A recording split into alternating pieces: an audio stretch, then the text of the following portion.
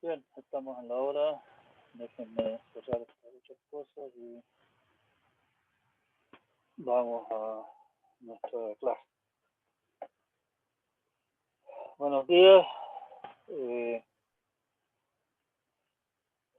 Antes de comenzar con nuestra cháchara de hoy,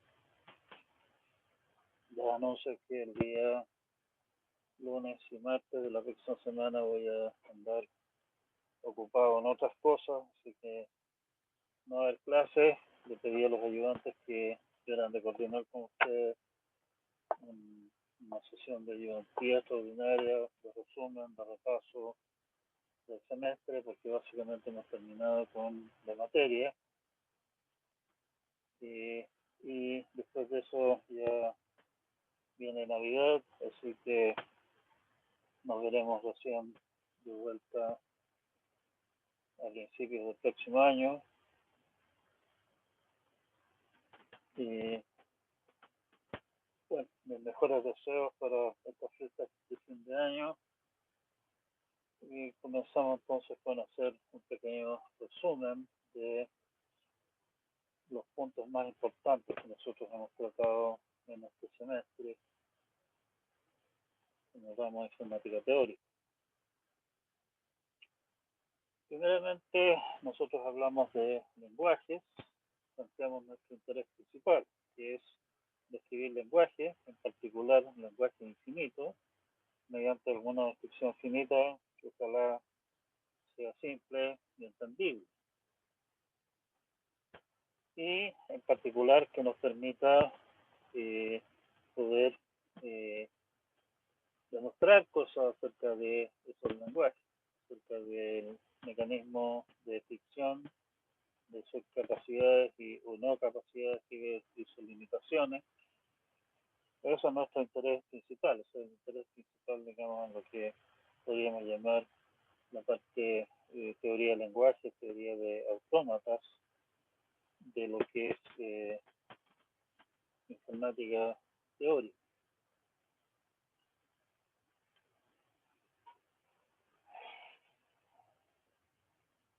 La primera cosa que hicimos fue hablar de algunas operaciones entre palabras. La operación de concatenación es fundamental, o sea, básicamente escribir simplemente una palabra a continuación de la otra. Extendimos luego esa operación a lenguajes. Un lenguaje no es más que una colección, un conjunto de palabras. Y agregamos las operaciones de alternancia, la unión de conjuntos, y la operación de estrella de Klein. La selección de estas operaciones en particular a primera vista se ve bastante arbitraria, digamos, pero en realidad las operaciones se justifican por algunas cosas que hemos visto, que vimos más adelante en el campo. Usando las anteriores, o sea, la operación de concatenación de lenguajes, la unión y la estrella de Klein, tenemos las cosas que nosotros llamamos expresiones regulares y los lenguajes regulares, que las expresiones regulares describen.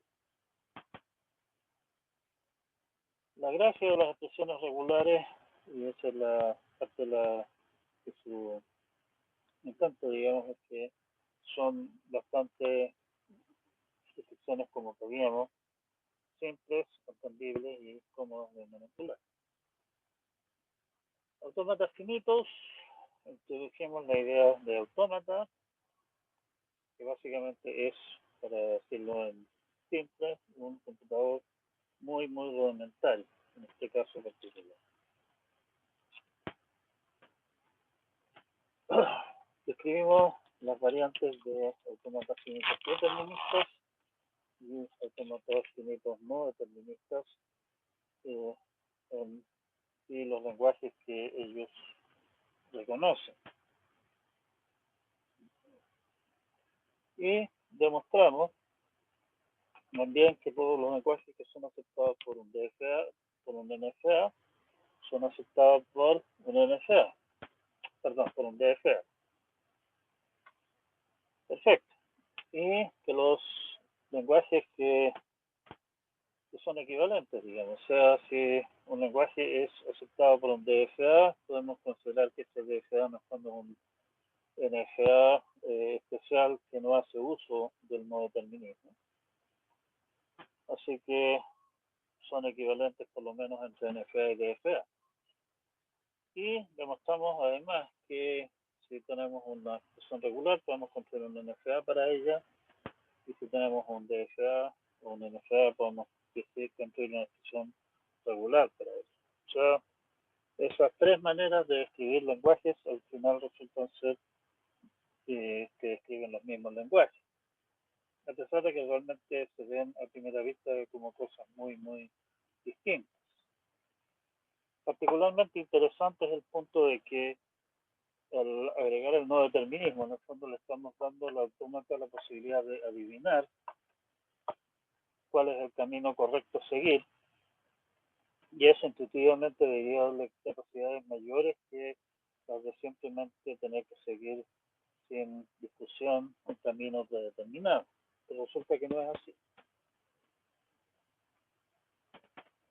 Vemos algunas propiedades de los lenguajes regulares. En particular, hablamos de algunas propiedades de clausura que permiten describir algunos lenguajes de forma más simple. Por ejemplo, puede ser mucho más cómodo describir un lenguaje diciendo que es la intersección entre dos lenguajes, o es que es el complemento de algún lenguaje que nos interesa, o algunas de las otras propiedades de clausura que nosotros vimos. En realidad hay un lindo catálogo de operaciones con respecto a las cuales los lenguajes regulares son cerrados. Esas operaciones nos sirven entonces para describir algunos lenguajes en forma más simple, o usando una demostración por contradicción, que algún lenguaje no es regular. O sea, si es que este lenguaje fuera regular, entonces tendría que ser regular este otro, porque lo obtuvimos usando operaciones que sabemos que mantienen la regularidad, pero resulta que no, así que algo tiene que andar mal, y lo que anda mal es la suposición de que nuestro lenguaje era regular. Esa es la típica demostración por contradicción acá. Claro que para eso tendríamos que partir con algún lenguaje que sabemos por algún otro mecanismo que no es regular. Es donde entra el lema de bombeo. El lema de bombeo que, en el fondo, si ustedes miran su demostración, básicamente lo que hace es indicarnos cuáles son las limitaciones que tiene los autómatas finitos, deterministas o no deterministas. El día trabaja sobre, o sea, la demostración usa un autómata finito determinista, pero en realidad si ustedes la miran se podría demostrar básicamente exactamente lo mismo utilizando un autómata no determinista. Pero da lo mismo también porque habíamos demostrado que los son equivalentes, así que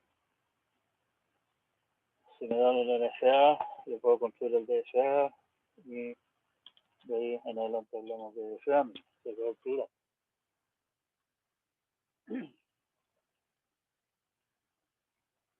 Otra cosa que vimos también, resulta que hay un teorema bastante simple al final del día, que es el teorema Michael-Nerode.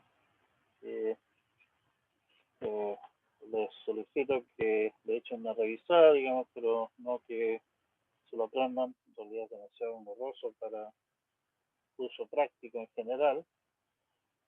Da una condición necesaria y suficiente para que un lenguaje sea regular. El punto interesante del teorema en realidad no está en el teorema mismo, sino que en la demostración resulta un algoritmo que nos permite obtener el DFA con el mínimo número de estados para un lenguaje en particular. Sabemos que tal cosa existe, digamos, pero una cosa es saber que existe y otra cosa es encontrarlo. Y el teorema Michael-Nerode en el fondo nos da un método bastante razonable para hallarlo. Bien, aplicaciones de lenguajes regulares, autómatas finitos y toda esa clase de cosas. son las notaciones inspiradas por expresiones regulares, generalmente le llaman regex, que no son realmente expresiones regulares. O sea, creo que por ahí vimos, no sé si fue en una tarea o lo discutimos en clase,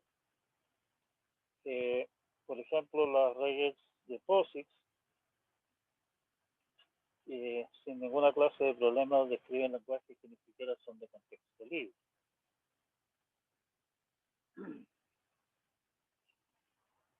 Esa clase de cosas, como son notaciones razonablemente intuitivas y cómo usar, son comunes para expresar patrones de búsqueda no fijos en cosas tales como editores, en planillas de cálculo, por ejemplo, en Excel, digamos. No, en Excel en realidad yo uso el LibreOffice Calc. Está la posibilidad de hacer búsquedas y reemplazos con expresiones regulares de ciertas cosas dentro de la planilla, ¿sí? Igual, qué sé yo, en editores de texto, procesadores de palabras, procesadores de texto, esa clase de cosas, programas de búsqueda para ubicar información dentro de algún archivo. En general también permiten hacer búsquedas utilizando patrones que se describen como regex. ¿Sí? Algunos lenguajes de programación incluyen regex como parte integral del lenguaje. Yo en lo personal, tal vez ya hayan visto algunos programitas míos dando vueltas por ahí en algunas pautas de corrección o qué sé yo. Yo soy bastante aficionado al lenguaje llamado Raku. Raku es una evolución de un lenguaje llamado Perl. Perl fue un lenguaje diseñado originalmente para básicamente manipular textos. Y como tal, como que manipula textos, es bastante normal, digamos, querer preguntar, por ejemplo, este texto calza con este patrón o no. Bueno, y para eso usa regex. Perl tiene su propio lenguaje de expresiones regulares. Raku todavía extiende más ese, bastante poderoso, digamos, realmente muy cómodo de usar, y es parte del lenguaje. Ustedes conocen Python. En Python no es parte propiamente tal del lenguaje, pero es parte de lo que podríamos llamar la biblioteca estándar básica del lenguaje, en el sentido de que es cosa de llamarlo, no hay que instalar ninguna cosa adicional, viene como parte del lenguaje mismo. En Java también se pueden usar lenguajes, o sea, expresiones regulares, es parte del ecosistema de Java. En el caso de C o C++, el estándar POSIX especifica una biblioteca de expresiones regulares, le llaman, como parte del estándar. No recuerdo en este momento específicamente si exige que venga como parte del asunto, digamos, como base o es una pieza opcional, pero está. Y si no, bueno, para contar otra cabeza de pescado existe, hay esta clase de funcionalidad está disponible en forma de bibliotecas de oficiales por el momento. Así que esto es son herramientas de programación bastante comunes, digamos, bastante usadas y bastante probadas. Otra área en la cual aparece esto, si ustedes escriben, por ejemplo, un programa en C, en Python o en lo que sea, si ustedes analizan el texto de su programa, se dan cuenta que uno lo lee en términos de, básicamente podríamos llamarlo palabras, ¿cierto? Un identificador, un abre paréntesis, la operación, qué sé yo, más, agrupar caracteres en símbolos, como esos operadores, como identificadores, como palabras reservadas, reconocer los comentarios en un lenguaje de programación, fundamentalmente para soltárselos. Omitir espacios, por ejemplo, en C, si ustedes escriben un programa en C, salvo en algunas situaciones medias bien particulares, digamos, si quieren poner espacio o no, quieren poner un comentario o no, es absolutamente, queda absolutamente a discreción de ustedes. Eliminar todo eso que para efectos de un programa que quiera procesar su programa en C, como un compilador, por ejemplo, es una tarea necesaria. Y esa tarea se puede expresar en forma bastante cómoda mediante regex. Y eso lo llaman la fase de análisis léxico de un compilador. Bueno, pero ya vimos con nuestro lema bombeo que los autómatas finitos, las expresiones regulares, todo ese mundo, digamos, tiene limitaciones. Limitaciones bastante fuertes, o sea, el lenguaje es bastante sencillo. Resulta que no se pueden describir mediante expresiones regulares. Si queremos describir lenguajes que sean más ricos, requerimos alguna otra cosa. Una manera de hacer eso es definir lo que se llaman gramáticas. Las gramáticas las clasificamos junto con los lenguajes correspondientes en la jerarquía de Chomsky. Nuevamente, a primera vista, esta jerarquía se ve bastante arbitraria. Demostramos que algunos de los peldaños de la jerarquía realmente tienen sentido. No hicimos el estudio detallado completo porque no es el interés de este ramo. De particular interés, por los simples, son las gramáticas y lenguajes de contexto libre. Y básicamente la jerarquía de Chomsky son el peldaño siguiente, más arriba de los lenguajes regulares. Definimos árboles de derivación como una manera compacta de resumir conjuntos de derivaciones que nosotros consideramos todas iguales, en el sentido que en el fondo estamos haciendo los mismos reemplazos, solamente que en un orden diferente. Lo de contexto libre en el fondo significa que una vez que haya aparecido un no terminal en la forma sentencial que tenemos entre las manos, ¿qué pasa con eso? De ahí en adelante queda, ya no puede verse afectado por dónde está, digamos, qué es lo que pasa alrededor de él. Por eso el nombre de contexto libre. Y eso se puede describir en forma bastante cómoda mediante un árbol. Hay muchas aplicaciones que asocian alguna clase de significado a la estructura del árbol de derivación.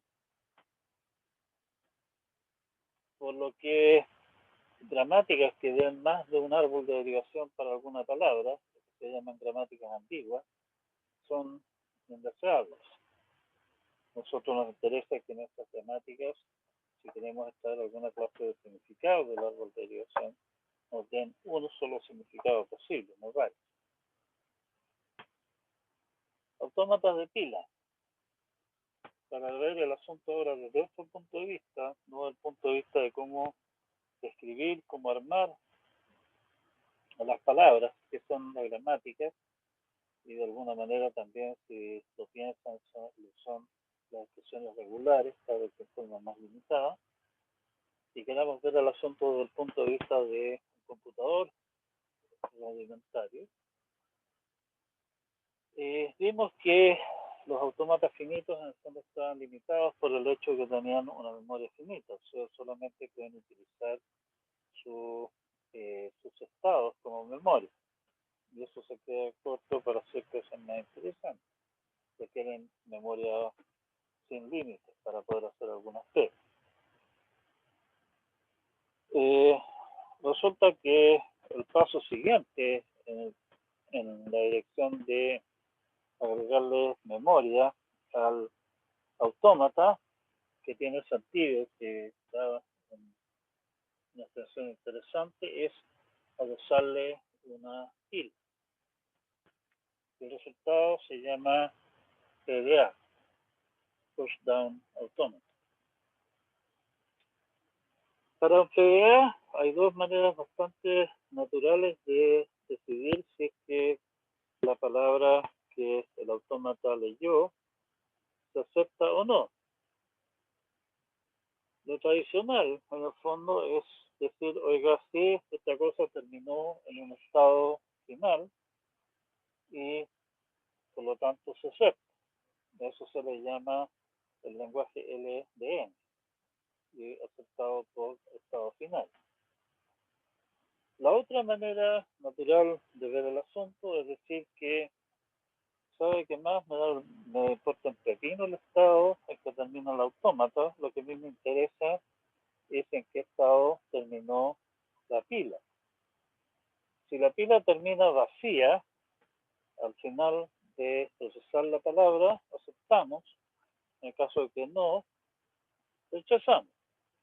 A eso se le llama aceptar por pila vacía y el lenguaje correspondiente lo llamamos N.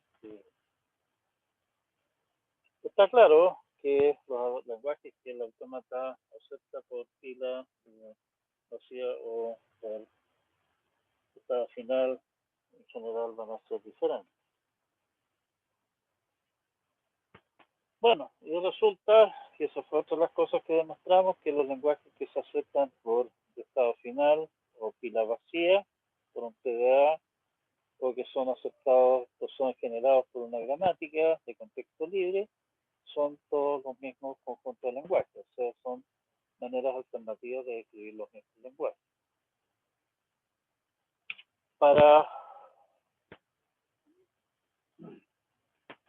La gracia de esto también, entonces, está en que si me dan una gramática, que es una descripción, por suerte, bastante útil para consumo humano, yo puedo a partir de eso, en forma automática, generar un PDA que es, al final del día, siendo una especie de computador más o menos rudimentario, razonablemente sencillo de simular mediante un programa. Bueno, la otra cosa que vimos también a la pasada es que en el caso de los PDA, los lenguajes que son aceptados por autómatas deterministas y no deterministas no son los mismos. Hay lenguajes aceptados por PDA no deterministas que ningún PDA determinista puede aceptar. A diferencia de lo que ocurre con los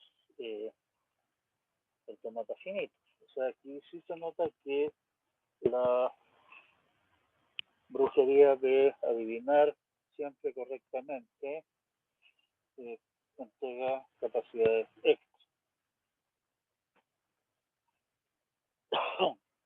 Vimos algunas maneras de simplificar gramática de contexto libre, eliminar los símbolos inútiles, eliminar traducciones epsilon, eliminar traducciones en cadena y algunas otras cosas más. Eso lo usamos también para construir la forma normal de Chomsky. La forma normal de Chomsky simplifica el formato de la gramática y por lo tanto hace que ciertas demostraciones, muchas demostraciones sean mucho más sencillas de hacer con si suponemos que la gramática viene de la forma normal de Chomsky, y también algunos algoritmos que trabajan con gramáticas se ven simplificados por eso. Demostramos también, igual que en el caso de los lenguajes regulares, algunas propiedades de clausura, con más ricamente las mismas utilidades que tenían en el caso anterior. Demostramos un lema bombeo con el que también encontramos límites a lo que es un autómata de fila o una gramática de contexto libre puede lograr. Nuevamente, los límites correspondientes son medio decepcionantes. Eso no quita que esta clase de mecanismos sean útiles. ¿Dónde se aplican estas cosas? Bueno, en el fondo la idea de gramática, si ustedes se fijan, es el mismo término, viene tomado precisamente de las gramáticas para describir lenguajes como puede ser el castellano, el inglés, o qué sé yo. Las gramáticas de los lenguajes naturales son casi de contexto libre. Ustedes recuerdan en el colegio les hablaron de la oración y el predicado, qué sé yo, pero que también había ciertas restricciones que de alguna manera no estaban descritas en la gramática misma, que tenía que ver con concordancia de género y de número y otras cosas más. Esa clase de cosas en el fondo son no de contexto libre, digamos, ¿sí? Introducir gramática de contexto libre, que fue uno de los pioneros que inventaron estas cosas, venían precisamente de ese ámbito, el ámbito de lenguaje de programación, fue una revolución de grandes proporciones en lo que es el ámbito del lenguaje de programación. Los lenguajes de programación modernos están precisamente la mayor parte de los lenguajes de programación en uso hoy día viven de que sus definiciones están dadas mediante, parcialmente al menos, están dadas por una gramática de contexto libre.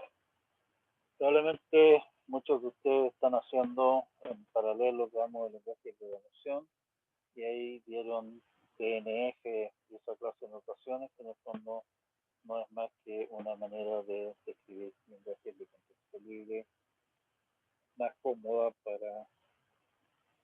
entendible, digamos, para lenguajes de oración. Como ya les había comentado, hay programas a lo que le hacían compiladores de compiladores que toman una gramática y posiblemente ciertas acciones asociadas y construyen un programa que básicamente reconoce el lenguaje, nos construye alguna cosa equivalente a el árbol de derivación y posiblemente nos permite hacer algún proceso sobre él. O sea, permite en el fondo hacer una buena parte de lo que corresponde a la parte de análisis de sintaxis, de análisis sintáctico de un lenguaje de programación en forma bastante automatizada. Bueno, y se me está pasando el hecho de que XML es una manera popular de escribir archivos, formatos de cosas, ¿no? Y eso también, en el fondo, son lenguajes de contexto libre.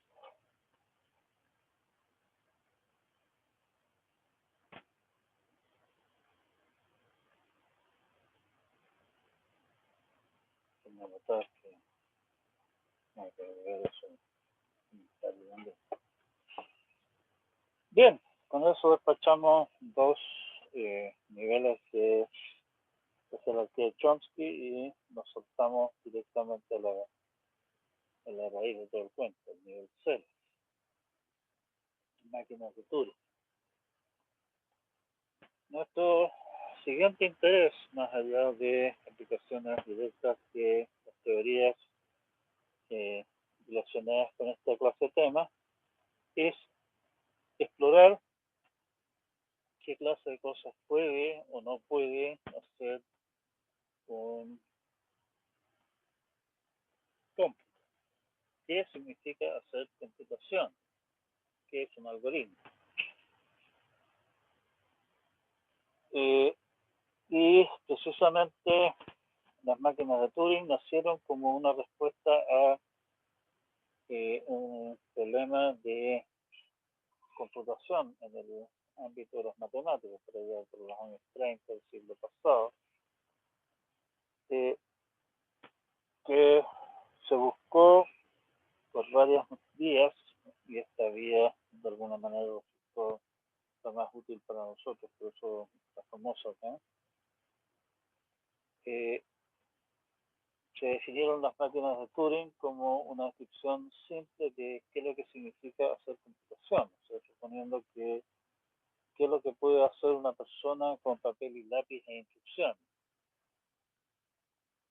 Y esa situación se simplifica hasta el extremo para llegar a un modelo lo más simple y transparente posible, que son precisamente las máquinas de Turing. Claro, es un modelo simple y transparente, pero el hecho precisamente de que sea un modelo simple y transparente significa que hacer hasta las cosas más elementales significa un trabajo más o menos arduo. En paralelo, se habían inventado un par de maneras alternativas de describir qué es lo que significa poder hacer computación, que de alguna manera están más alejadas de lo que nosotros entendemos por computación hoy día con los computadores. Y eso rápidamente se demostraron que son equivalentes a las máquinas de Turing. Y después, y hasta el día de hoy, digamos, el tema de qué es computación sigue siendo en algunos círculos un problema que amerita ser discutido, digamos. Pero cada vez que a alguien se le ocurrió inventar algún mecanismo adicional o poner alguna clase de condiciones que la idea de computación debía cumplir, eso se demostró que eran siempre equivalentes hasta el momento de que se han demostrado ser equivalentes a máquinas de Turing. De ahí sale entonces lo que se conoce como la tesis de Church, que dice que la idea de computación es equivalente a lo que hace una máquina de Turing, lo que es capaz de hacer. De las máquinas de Turing como tal, tenemos varios modelos extendidos, como múltiples cintas, múltiples pistas, por ahí, por lo menos en algún ejercicio, también en alguna tarea, qué sé yo, se discute la posibilidad de una máquina de Turing que en vez de trabajar sobre una cinta, trabaja sobre un papel bidimensional o n-dimensional, si ustedes quieren. Resulta que todas esas cosas que a primera vista se ven como extensiones al modelo original resultan ser equivalentes. Entonces se pueden simular utilizando el modelo original y a su vez el modelo original es simplemente un caso muy particular del modelo extendido.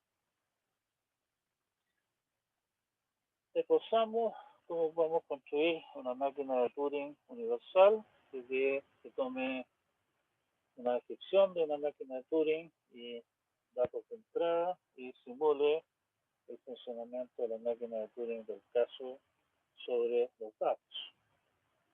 Si ustedes piensan qué es lo que significa esto, esto es básicamente la manera en que funciona el computador que ustedes tienen. Su computador ustedes le cargan un programa en memoria y con este programa en memoria el computador se transforma en una herramienta especializada para procesar texto o aburrir alumnos mediante transparencia, por ejemplo. Vimos también a la pasada que las máquinas de Turing deterministas y las no deterministas, nuevamente igual que en el caso de los NFA y DFA, aceptan exactamente los mismos lenguajes. ¿Cuál es bueno?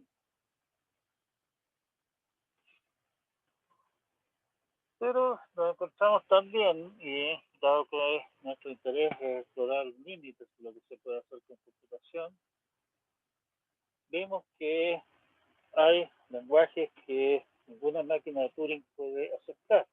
En particular, nosotros definimos el lenguaje LHC, el lenguaje diagonal, y demostramos para ese lenguaje en particular que ninguna máquina de Turing lo acepta.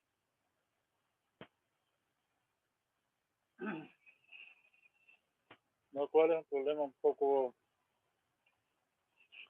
sorprendente a primera vista, pero dando un par de vueltas más, en realidad resulta bastante natural que así sea. Problemas de reducciones, que en realidad fue otro tema que vimos por ahí. En la pasada también hablamos del problema de Hola Mundo, que es una manera de introducir, digamos, de forma más entendible a primera vista, precisamente el tema del lenguaje diagonal. Definimos problemas simplemente como un lenguaje, donde la pregunta que hay tras el problema es: ¿pertenece sigma al lenguaje, sí o no? Esto realmente es lo que hemos llamado problemas de decisión. O sea, dígame que sí o que no. No me dé la solución, sino que dígame si hay una solución o no hay una solución, o si cumple con cierta propiedad o no. La razón de usar esto es que es mucho más cómodo para trabajar problemas de este tipo, con problemas de decisión. Particularmente es mucho más sencillo si lo pensamos desde el punto de vista de nuestra maquinaria de teoría de autómatas, gramática y esa clase de cosas. Una reducción del problema A al problema B es una función que salte si f de sigma pertenece a B, si solo si sigma pertenece a A. Si existe tal función, se anota A se reduce a B, A menor o igual a B. El A menor o igual a B, la intuición detrás de eso es que el problema B no puede ser más fácil que el problema A. Cualquier problema A que me den, lo puedo traducir por problema B correspondiente y resolver a ella. Al revés no. O sea, si tengo resuelto todos los B, tengo resuelto todos los A, pero podrían haber algunos B que son más difíciles que los A. Eso en el fondo lo está diciendo. Computabilidad, utilizando las herramientas anteriores, definimos lenguajes computables o decidibles aceptados por máquinas de Turing que siempre se detienen. Y lenguajes computablemente enumerables aceptados por máquinas de Turing en general, que puede que nunca se detengan. ¿Sí? Ya vimos que hay lenguajes que ni siquiera son computablemente enumerables, como el caso del LD.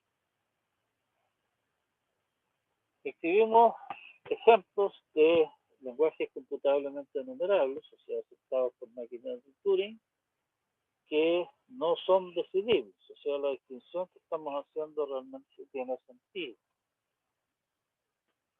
Y también mostramos lenguajes que no son siquiera computablemente enumerables. Bueno, el ejemplo del LD que habíamos dado antes. ¿Sí? Discutimos la situación de qué pasa con un lenguaje y su complemento, y vimos que solamente algunas de las posibilidades eran posibles, digamos, dadas las definiciones del caso.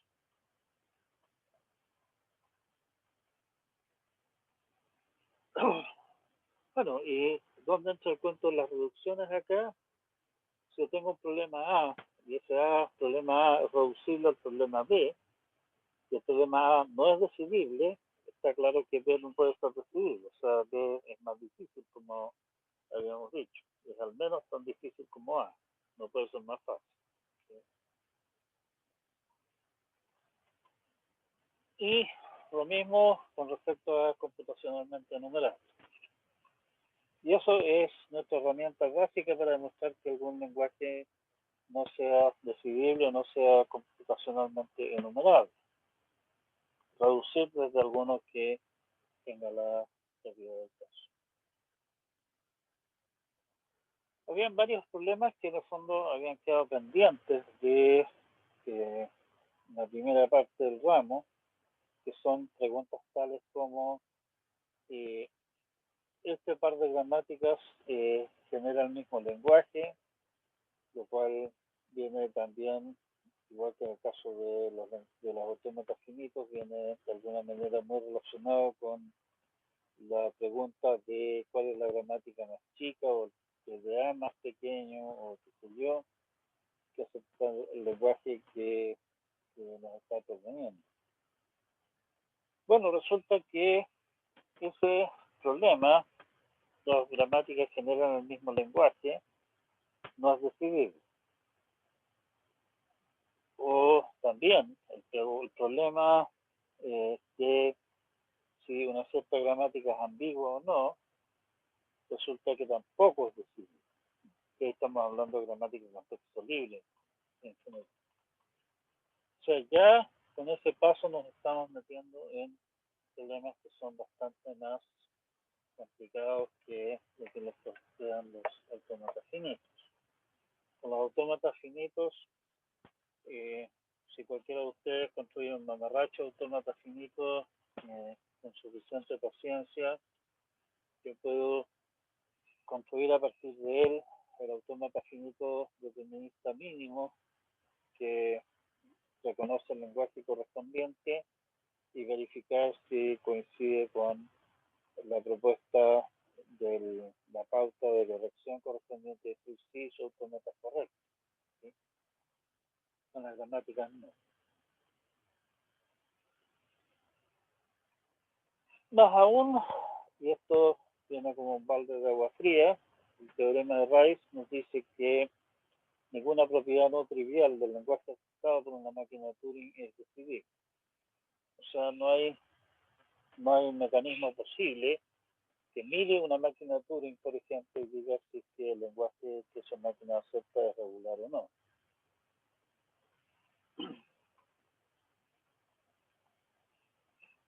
Con eso cerramos nuestra rápida revisión del tema bastante amplio, qué es lo que es computable y qué es lo que no es computable.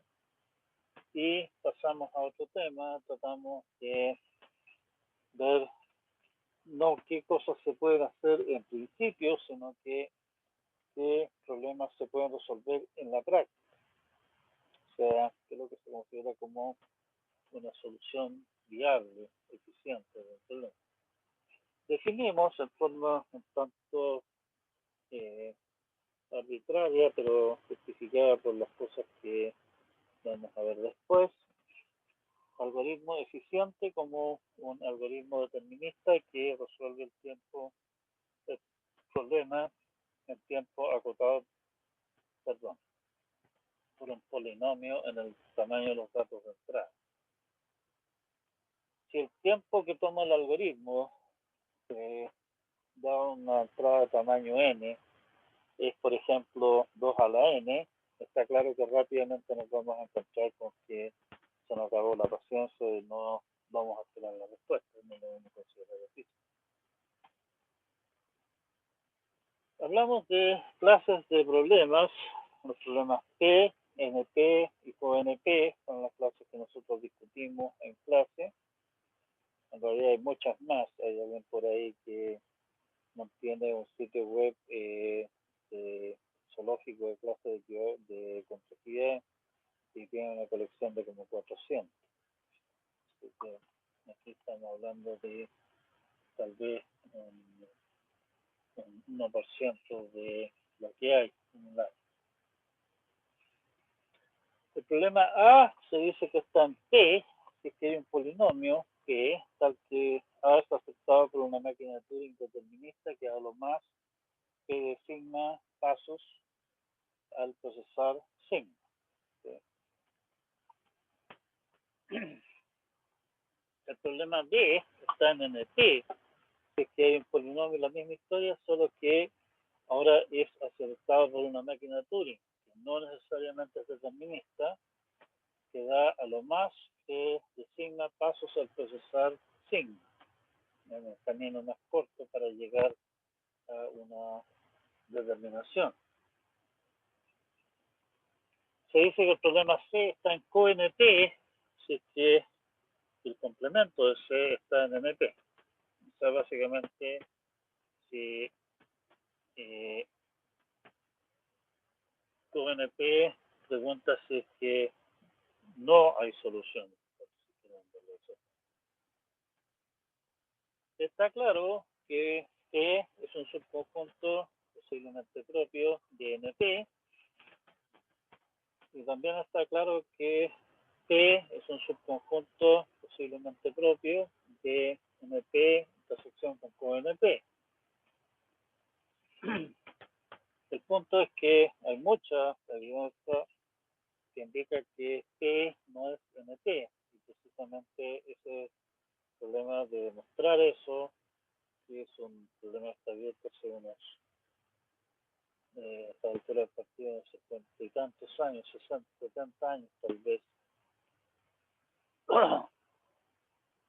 y sigue abierto, con hecho bastantes avances, pero todavía estamos lejos de poder demostrarlo. Todo el mundo, o casi todo el mundo, está seguro de que P es distinto de NP. Hay mucha evidencia que indica que eso es así. Hay bastante evidencia que demuestra que si P no es NP, entonces NP es distinto de CoNP. Y también de que P no es simplemente la intersección entre NP y CoNP. Pero todas esas son cosas que no se han podido demostrar. Que hay evidencia respecto, digamos, empírica, en el sentido de que se han encontrado muchas cosas que deberían funcionar y no funcionan, y se atribuye a que esto, a esta situación, digamos, pero eso no debería no demostrado nada. Una reducción polinomial del problema A al problema B, la misma historia que habíamos dicho antes, que reducciones, pero con la restricción de que la función del caso sea computada por una máquina Turing que da a lo más P de sigma pasos, el largo de sigma pasos, donde P es un polinomio. En ese caso vamos a notar que A se reduce en menor o igual P de B. La misma historia anterior, aquí estamos en el fondo hablando de reducciones, pero estamos poniendo la condición adicional de que la reducción del caso se puede calcular en el tiempo prudente. Como los polinomios son cerrados con respecto a la composición, la suma, multiplicación y elevación a potencias fijas, particularmente la composición, si es que yo puedo reducir el problema A, el problema B, el problema B al C, hay una reducción polinomial de A a C. O sea, eso hace que esta clase de cosas sea, esa relación sea transitiva, como corresponde en menor igual que C. ¿Sí? Resulta que los tiempos para cada modelo de computación que se ha inventado por ahí, hay alguna medida más o menos razonable de qué es lo que se podría considerar el tiempo de la computación.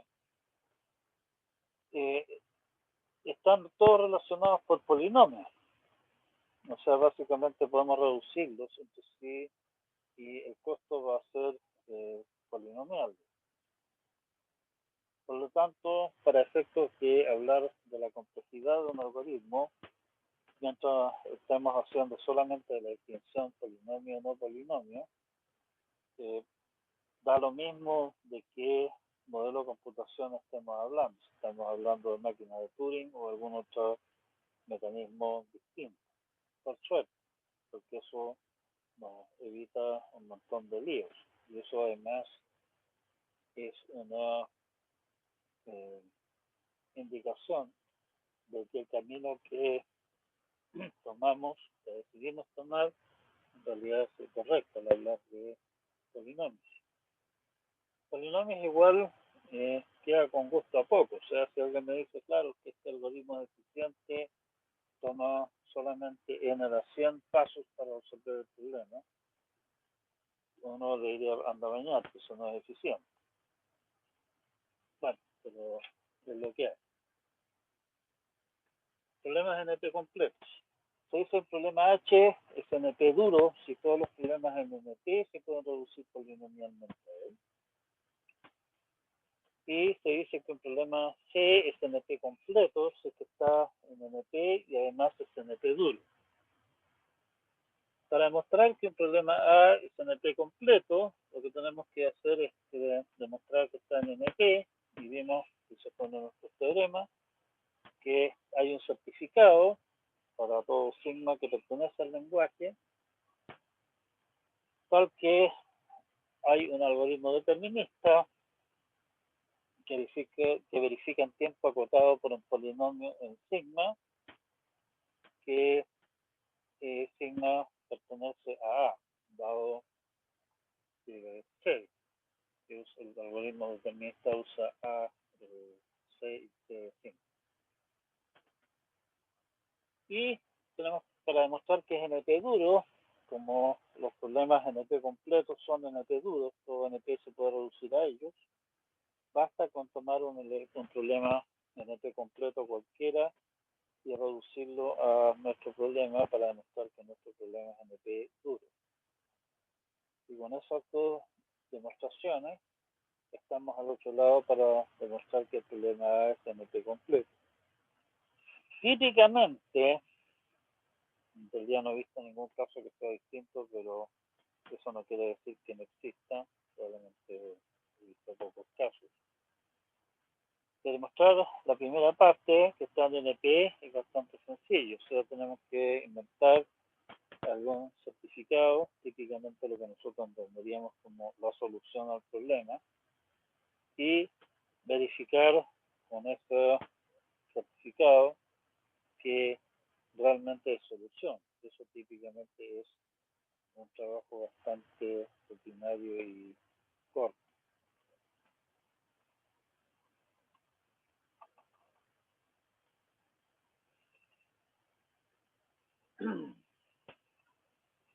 Respecto a problemas NP completos, cuando que usar como punto de partida a la hora de tratar de reducir, si es que el problema nos pide dividir en dos conjuntos, típicamente una manera de tratar de representar eso es utilizar como punto de partida SAT, en el cual cada variable será un objeto y la variable del caso indica si pertenece o no al conjunto que nos interesa, o su complemento, o partition tal vez, partition que divide el conjunto de números enteros en dos grupos que suman lo mismo. Si pide asignar rótulos de algún conjunto pequeño o dividir un conjunto con número constante de sus conjuntos, considera alguna variante de coloreo de grafos. O sea, trata de representar el problema como un grafo que colorea.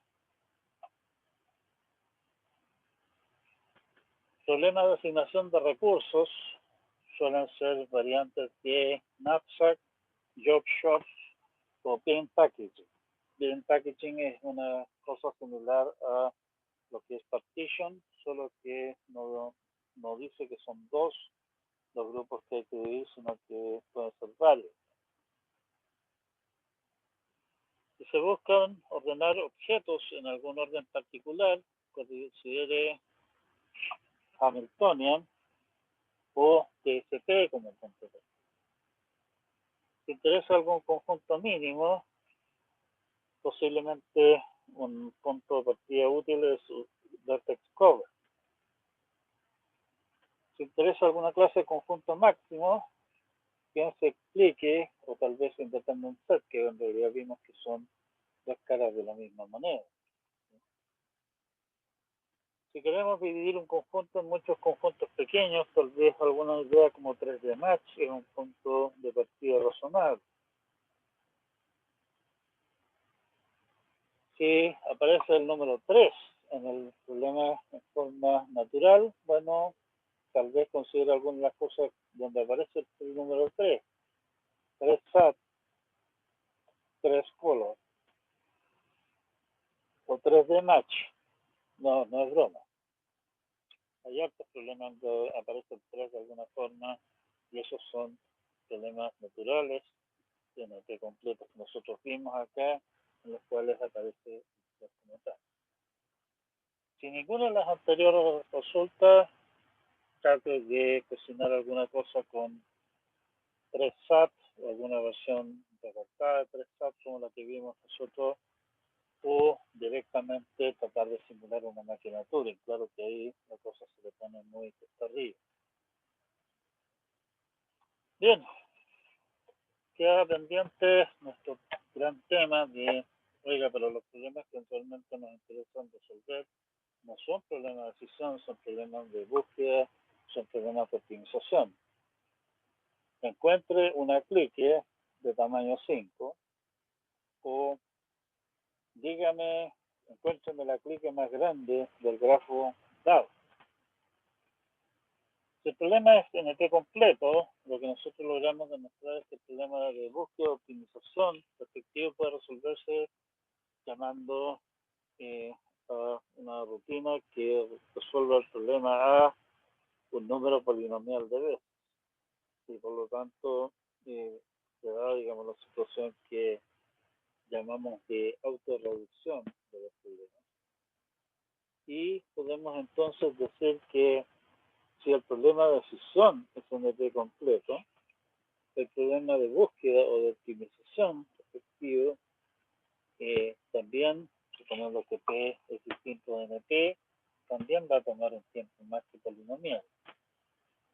Y viceversa, porque obviamente teniendo la solución al problema de búsqueda respectivo, en el fondo traducir eso en un algoritmo que nos resuelve el problema de decisión es evidente.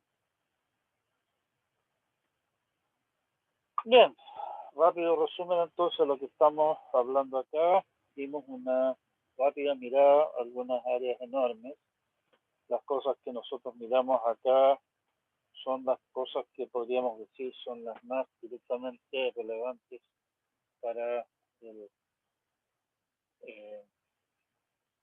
ingeniero informático en su día a día, que tiene que lidiar con problemas, que muchos de ellos son precisamente NP completos. Algunos ramos que van a ver ustedes a continuación, les van a entregar algunas estrategias para enfrentar problemas complicados, complejos. La opción de decir, ¿sabe qué más? Este problema es NP completo, así que no, lo dejamos hasta acá, nos vamos a la casa, generalmente no es una opción, queremos una solución. La teoría nos dice entonces que ciertos problemas no podemos esperar una solución eficiente, tendremos que posiblemente conformarnos con una solución aproximada o hacer alguna otra clase de chamullo para obtener alguna cosa que resuelva el problema, pero sabiendo que no vamos a obtener la mejor solución posible. Quedamos con esto, hasta acá entonces por hoy día. Me despido por este año de ustedes, como ya les había anunciado al principio de la clase. Día lunes no voy a hacer clases, le pedí a los ayudantes que coordinaran una ronda de últimas consultas, de paso o lo que sea con ustedes, porque yo tengo lamentablemente otra actividad especial. Y eso significa que en el fondo nos vemos a la vuelta de las vacaciones, digamos, de Pascua de Año Nuevo. Por lo tanto, cerramos en el fondo la materia, digamos, acá por hoy día. Es que no hay más consultas, no hay más ningún comentario. quedamos hasta acá por hoy día, quedamos hasta acá por este semestre. Oh, si no hay más que comentar por ahora, lo que me queda solamente decir, desearles unas muy felices fiestas y nos veremos entonces el próximo año. Que les vaya muy bien. Chao, chao.